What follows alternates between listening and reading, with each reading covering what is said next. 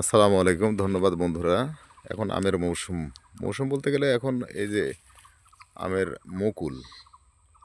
মুকুলের condition দেখেন, প্রচুর মুকুল। এবারে প্রত্যেকটা গাছেই প্রচুর মুকুল এসেছে।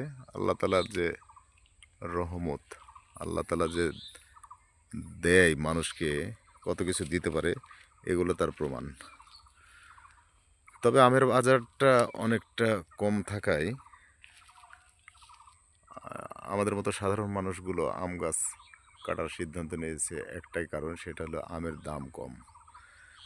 যেমন ভারতের আপনার আপেল, ওই যে বই পুস্তকে একবার দিয়ে দিছে বা ডাক্তার বলেছে এতে আপেল খেলে শক্তি হয়, ব্যাট চালানো সহজ নয়।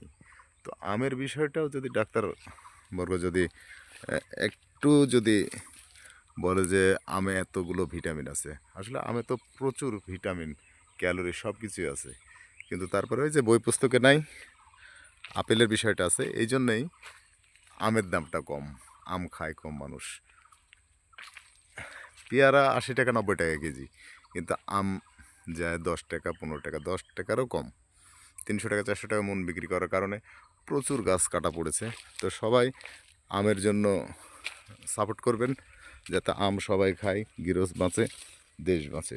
আসসালামু আলাইকুম।